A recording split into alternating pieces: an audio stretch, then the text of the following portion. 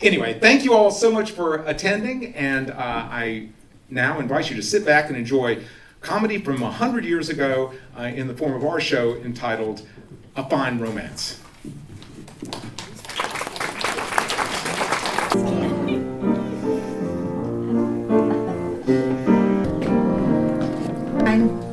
Romance with no kisses, a fine romance, my friend. This is, we should be like a couple of hot tomatoes. But you're as cold as yesterday's mashed potatoes. A fine romance you want, nestle, a fine romance you won't wrestle. I might as well play bridge with my old man. Oh, I haven't got a chance. This is a fine romance.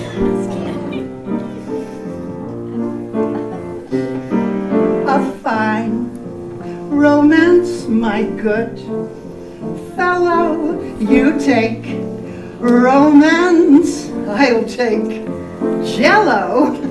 You're calmer than the seals in the Arctic Ocean. At least they flap their fins to express emotion. A fine romance, my good woman, my strong, aged in the wood woman. But no, you like cactus plants. This is a fine romance. A fine romance with no kisses. A fine romance, my friend. This is Romance should have the thrills that a mountain climb has. We don't have half the thrills that the March of Dimes has. A fine romance with no quarrels and no insults, just all morals. Never must the crease in my blue serge pants. I never get the chance. This is a fine romance.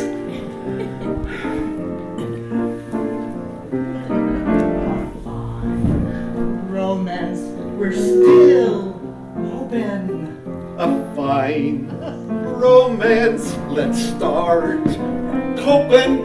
It's harder to achieve than a song and dance. But we still want the chance to have a fine romance.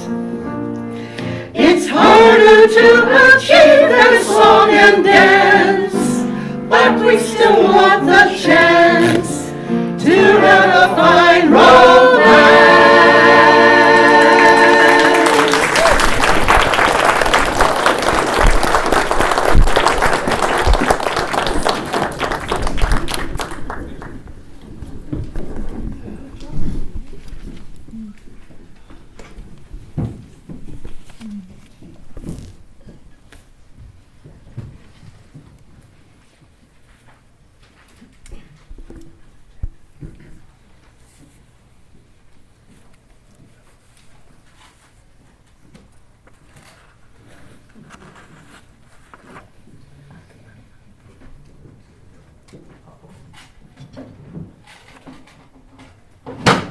7 o'clock?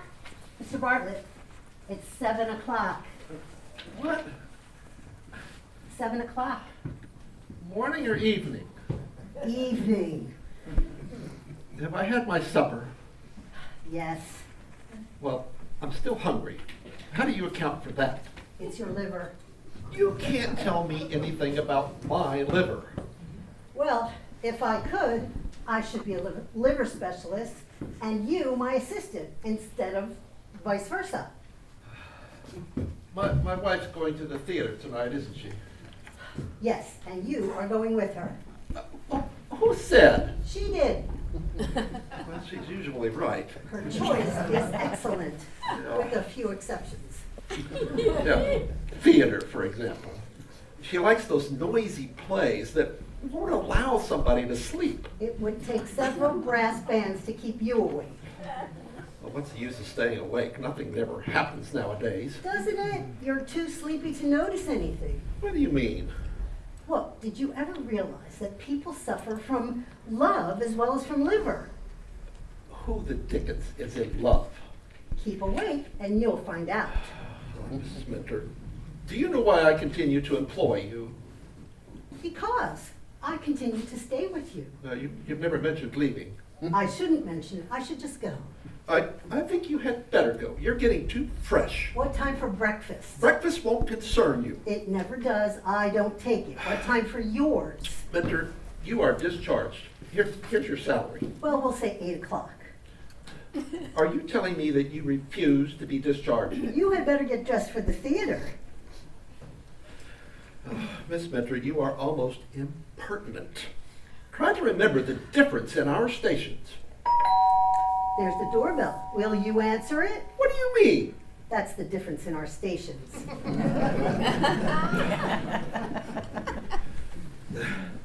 Life would be very pleasant and peaceful without that Mrs. Minter. But she's an evil necessity. A lady to see you, Mr. Bartlett. It is after hours. I am not consulting. Too late. Here she is. How do you do? How do you do? The lady is not a patient. You can go, Mrs. Minter. Sorry I spoke. I thought I'd put you wise. I'm waiting. All right, but don't forget, it isn't liver, it's love. Please pardon the exhibition of ignorance.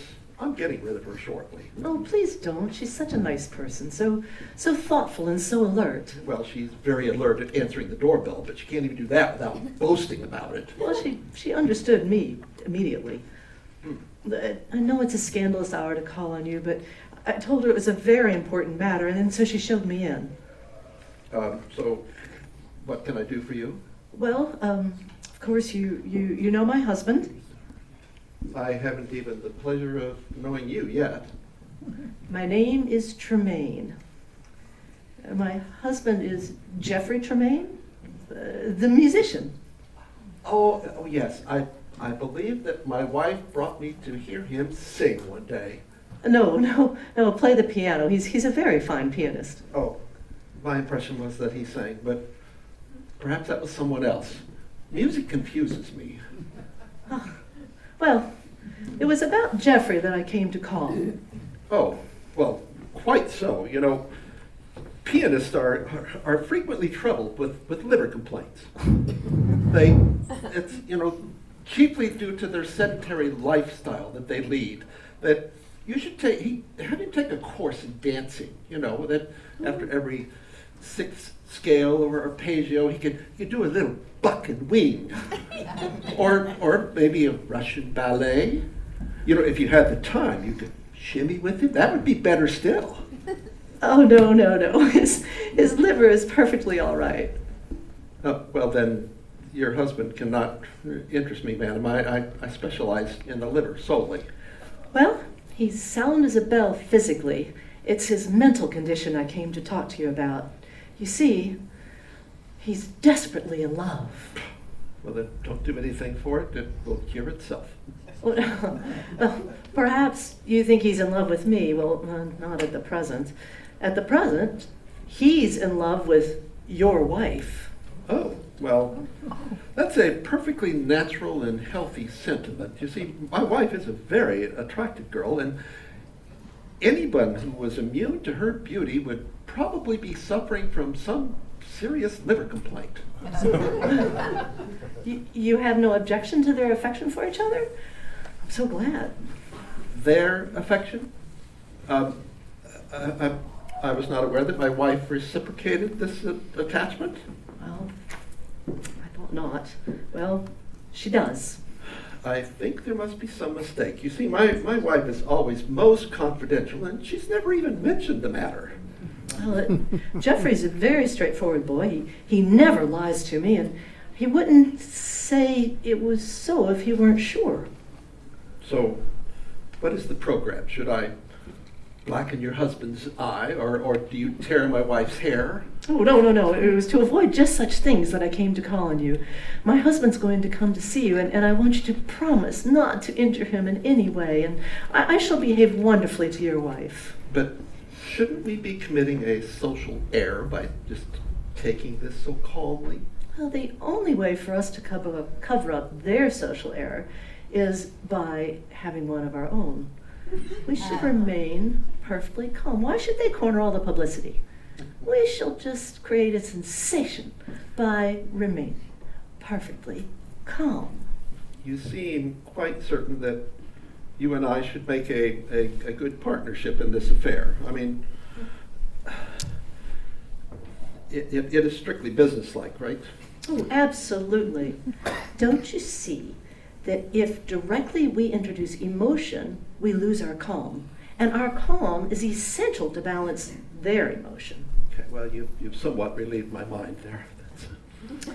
Of course, we could have a little intrigue on the side, just to amuse ourselves and to complicate matters for them. I begin to be frightened again.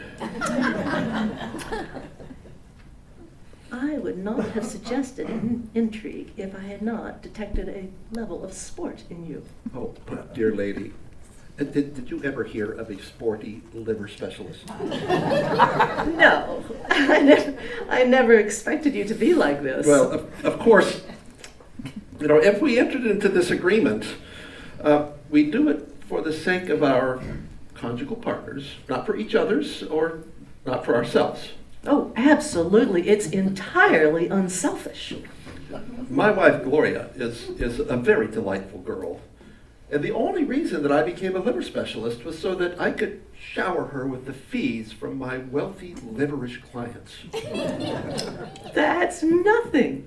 I have sued every streetcar company and several of the railroads for self-inflicted sprained ankles, merely to provide Geoffrey with European musical vacations. What a noble woman. We certainly have something in common. Oh, you are very different from what I expected. Well, I think that you are perhaps the first woman who has ever really interested me, except Gloria. Well, you are almost the only man who's ever interested me, except Geoffrey.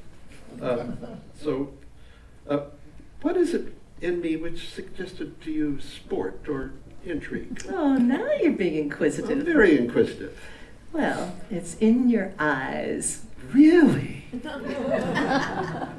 It's more in the way you look at a person. You seem to be seeking out their very soul. Yes.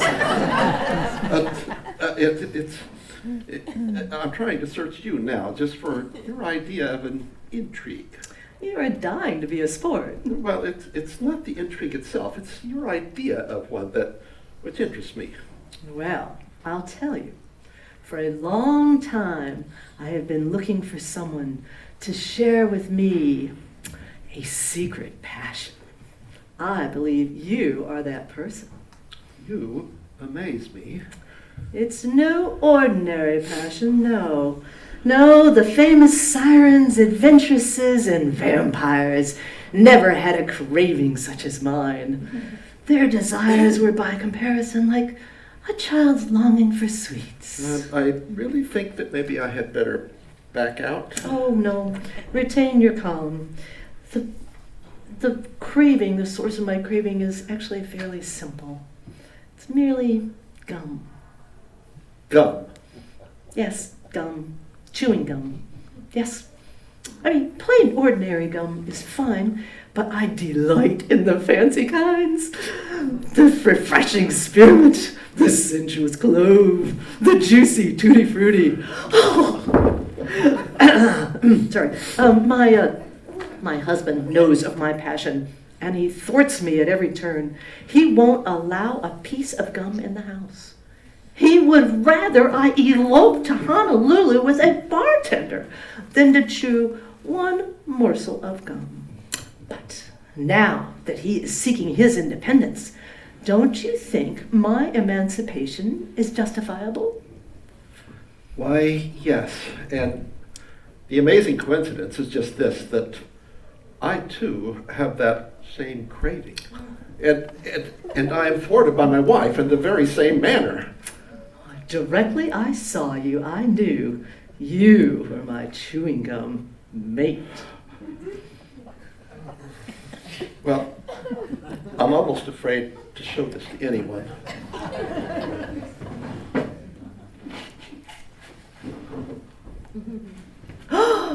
Oh, how marvelous! I have kept it hidden for so long, but, Oh, goodness. but be careful that, Gloria might enter at any moment, and if she did, it would be a terrible scene. Oh, what do we care for Gloria or Geoffrey or anyone? Let's be rash. Let's abandon ourselves to our delight.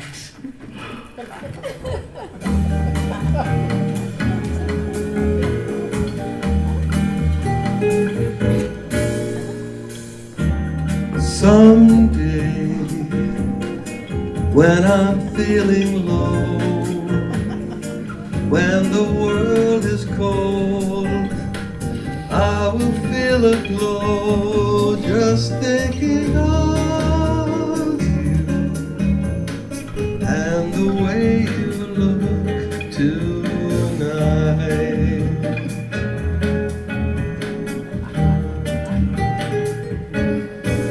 Oh, you're lovely,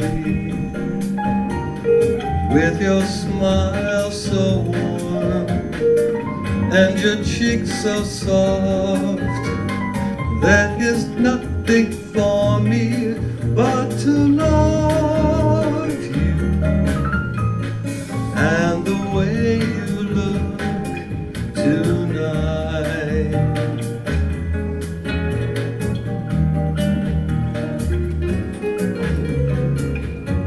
With each word your tenderness grows, tearing my fears apart.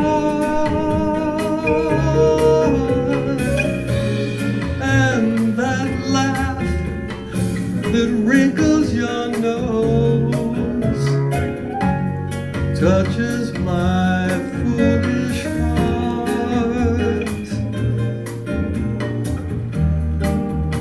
Lovely, never ever change. Keep that breathless charm. Won't you please arrange it? 'Cause I love you just the way you look tonight.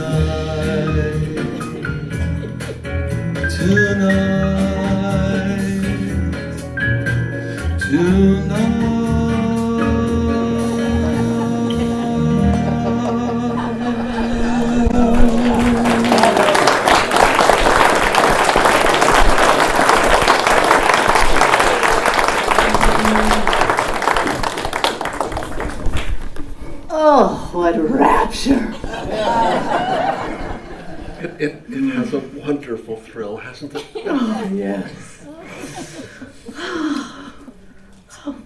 But this publicity will never do. We must meet in some secret place. How about the subway? You're right. There is no secrecy like the secrecy of a crowd. Yes, yes. A long ride. Just you and I and our gum. Say, the Bronx Zoo. Oh, no. Animals stare so. They remind me of my aunts at a prayer meeting. Oh, well then, Van Cortlandt Park. It shall be. Better break away. That third party is here. What? How dare you enter without knocking? Well, for the simple reason that if I had knocked, he would have known that you were here. I wanted to warn you. You had better beat it. I think he has a gun. Who? Her lawfully wedded husband. Oh, well, show him in. What? Show him in. On second thought, I'll take my salary. And here's my gun.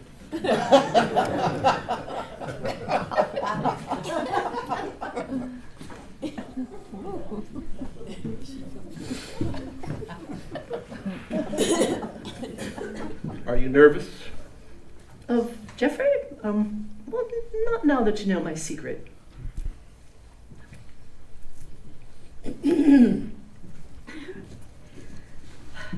Mr. Tremayne. How do you do? Henrietta, what is the meaning of this? Oh, Geoffrey, you bad boy, you've come out without your overcoat. It's all right. I'm keeping it for him. Oh, thank you, Mrs. Mentor. Oh, not at all. I'm delighted to do anything for you. Mrs. Mentor, you can tell I her. know it. Please be seated, Mr. Tremayne. No, thank you. Henrietta, what are you doing here? Your wife had the goodness to call on me with reference to her liver. That's not true. She has no liver. Dear, that makes her even more interesting.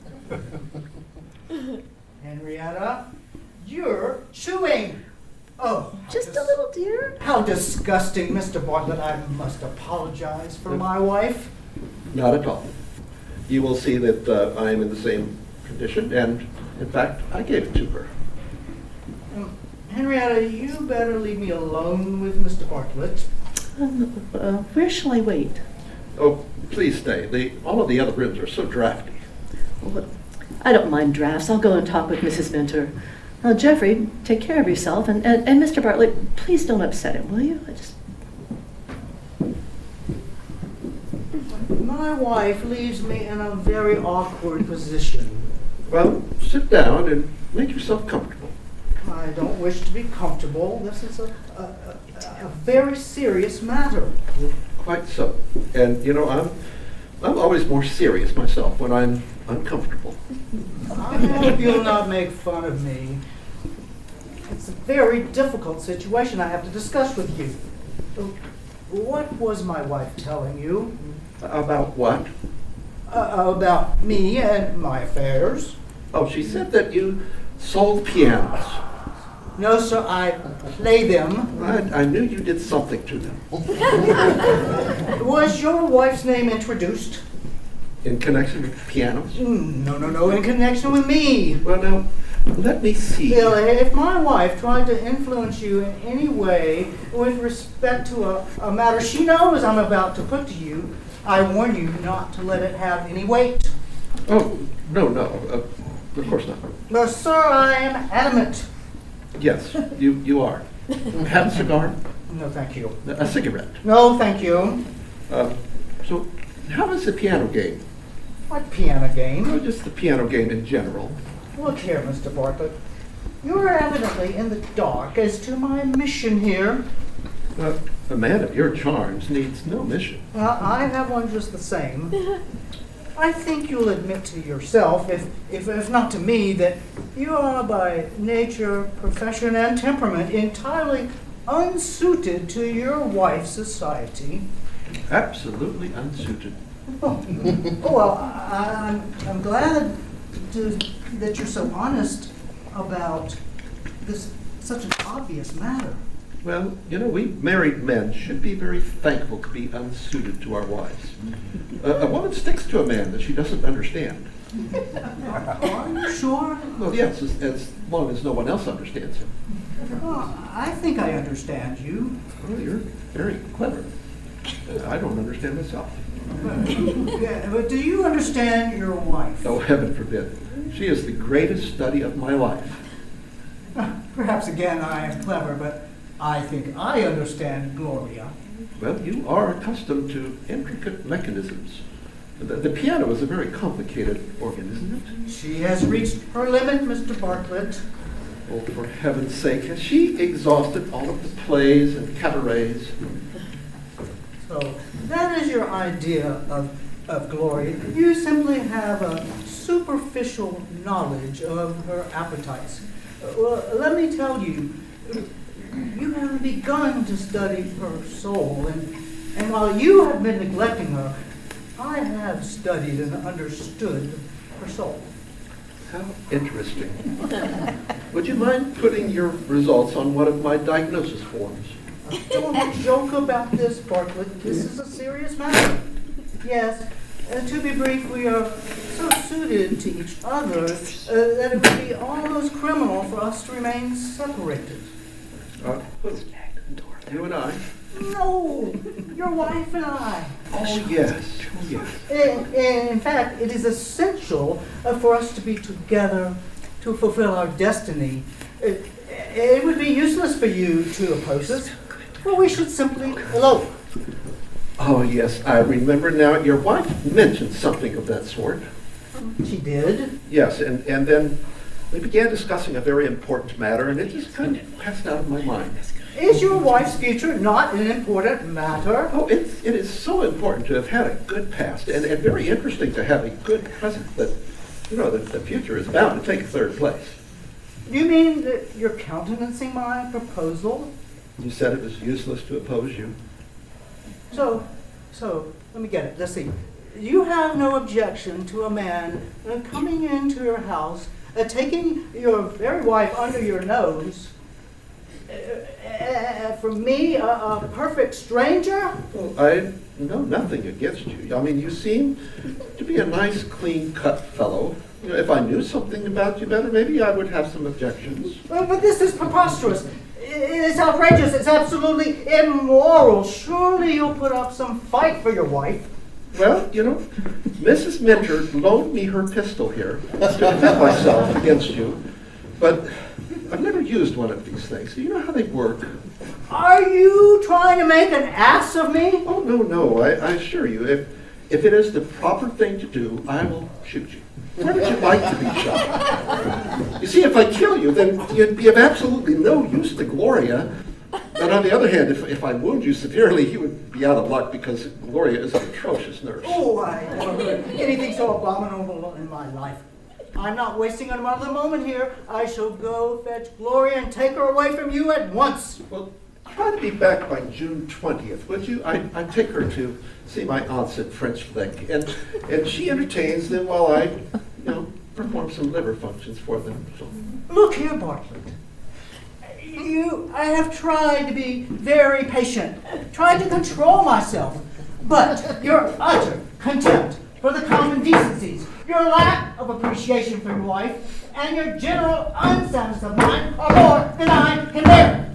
Let me tell you, of all the inane idiots I've ever met in my life. Excuse me, Mr. Tremayne. Mrs. Tremayne says not to strain your voice, as you have to lecture tomorrow. Also not to bang your fingers on the table, as that will spoil your touch. What the devil are you doing out there with my wife? I was telling her of my troubles since I started taking care of other people's wives. Oh, get out. Good evening, Mrs. Minter. Don't forget about the voice. Georgie, it's time to start for the theater. Oh, Jeff, how are you?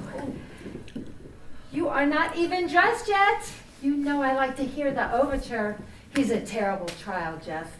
I'll never be able to train him. Oh, Gloria, come away from your husband. From Georgie? Why?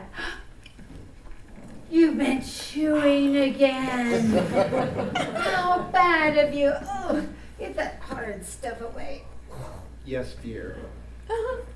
Gloria, what do you mean by this familiarity with this man? Do you realize what I came here tonight? Why, to meet him, I suppose. Have I interrupted a consultation? Jeff, there's nothing wrong with your liver, is there? Do you suppose I come to your husband for my liver? Well, I can't think of anything else you'd want to see him about. Not even about you. My liver's okay, isn't it, Georgie? Have you gone out of your senses? Are you trying to fool me? Because it won't work. I tell you it won't work. Wait, whose liver won't work?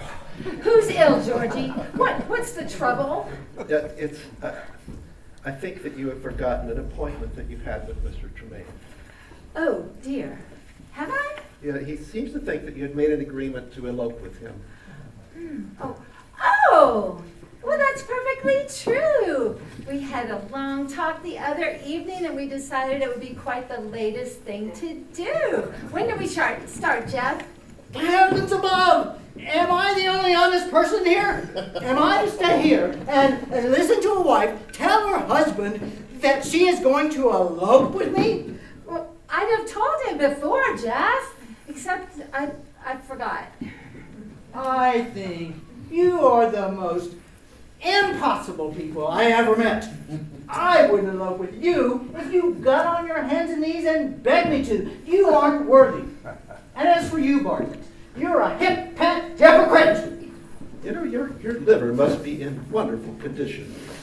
Would you let me use you as an example in my new book? No, I absolutely refuse. There's nothing standard about Geoffrey. Everything about him is exceptional. I'm sure his liver is no different. Oh, leave me alone, Henrietta. Are you trying to make a fool of me too? Oh, how unkind of you. How could you ask such a... Have you been making a fool of him? How unkind of you. I must apologize for my wife. Through a lapse of memory, she omitted to mention the fact that she was about to elope with your husband. And she has upset his plans, and now he refuses to reconsider the matter. Well, and I can't blame him. He has a very sensitive nature, and although big things may slip his memory, I mean, he's very particular about trifles. Trifles? Oh, I think we made an awful mess of things. Oh, I know you didn't mean to. Come on, Geoffrey, I think we should go now. I hope that you're not tired. And I do hope that we shall meet again. It would be really nice to hear you play Wagner on our church organ. Oh, that's the last straw. Your wife trifles with my emotions. You outrage my sense of decency. My wife defies my independence. And now you cap it all off with a request for Wagner on the organ? Do you realize that an eight-piece orchestra couldn't begin to interpret Wagner on an organ? And you asked for him on an organ?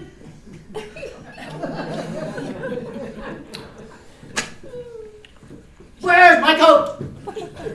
Mrs. Minter has it, dear. Wait, come to dinner some night. And bring your wife. If we were on a desert island and you two had the only coconut, I wouldn't chew a piece of the fiber. Oh, what a splendid fellow. Oh, he's splendid in his own way. One day he'll compose a symphony that even the critics will understand. Good night, Mrs. Bartlett. Goodbye. Goodbye, Mr. Bartlett. I'll see you to the door. No bother. One day, next week, Subway. Bring the gum. Oh. I'll wait for a message from you. I'll send Mrs. Minter. Okay. George, where did you get this chewing gum? She tempted me and I did eat. Did she give it to you? Yes, dear. Oh, that cat. Oh, now don't get angry, darling. I had far rather you had bought it yourself and just been honest about it. Oh.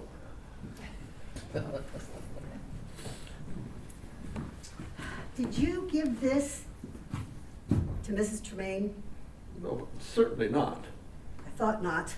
I caught her trying to get away with it. I didn't think she was that kind of a person.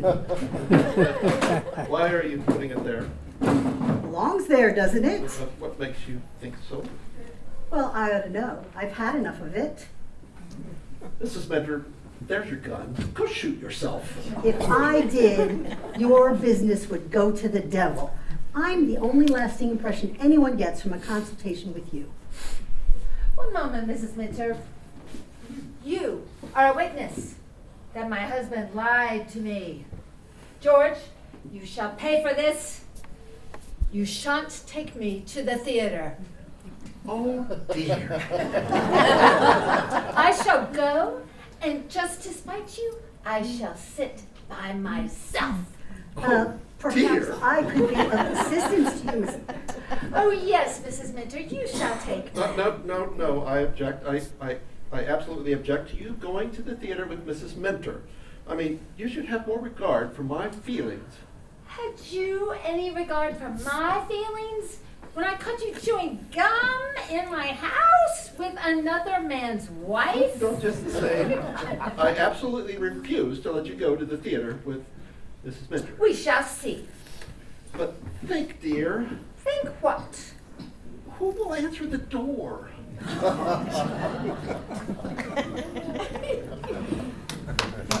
Oh dear, what an uneventful life.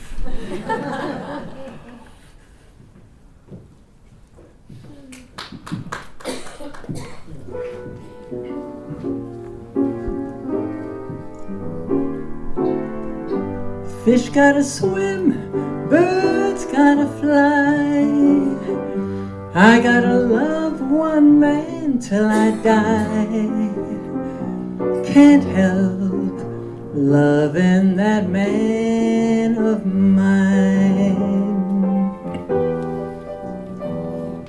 Tell me he's lazy, tell me he's slow. Tell me I'm crazy, maybe I know. Can't help loving that man of mine. When he goes away, that's a rainy day. But when he comes back, that day's fine. The sun will shine. He can come home as late as can be. Home without him ain't no home to me. Can't help loving that man of mine. Fish gotta swim, birds gotta fly. I gotta love one man till I die. Can't help loving that man of mine. Tell me he's lazy, tell me he's slow. Tell me I'm crazy, maybe I know. Can't help loving that man of mine. When he goes away, that's a rainy day. But when he comes back, that day is fine. The sun will shine. He can come home as late as can be. Home without him just ain't no home to me. Can't help loving that man of mine. Can't help loving that man of mine.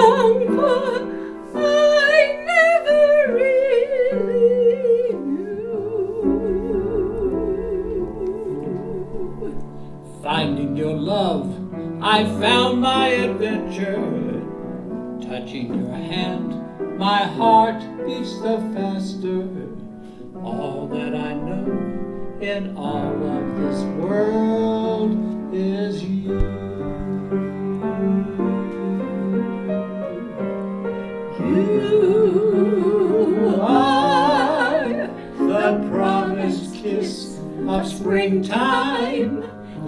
makes the lonely winter seem long. You are the breathless hush of evening that trembles on the brink of a lovely song. You are the angel glow that lights a star. The dearest things I know are what you are.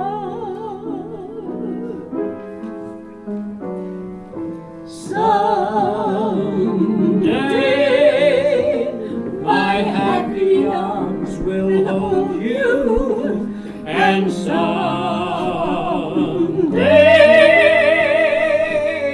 I'll know that moment divine when all the things you are mine.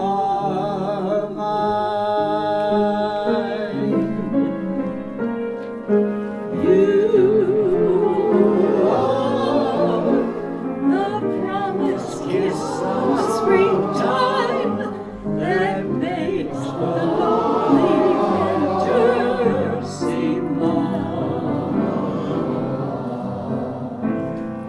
You are the breathless hush of evening that trembles on the brink of a lovely song. You are the angel glow that lights a star. The dearest things I know are what you are.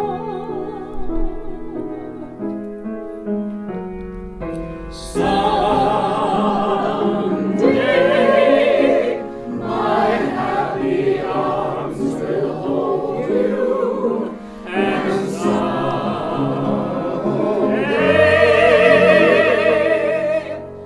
I'll know that moment divine when all the things you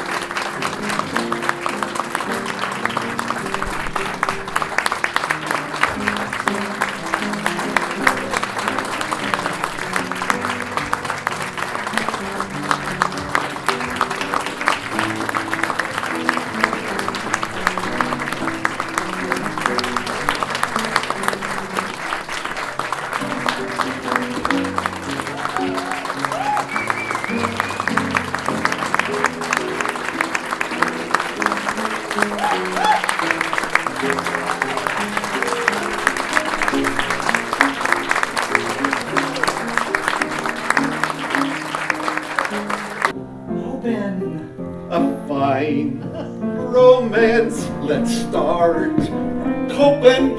It's harder to achieve than a song and dance. But we still want the chance to have a fine romance. It's harder to achieve than a song and dance, but we still want the chance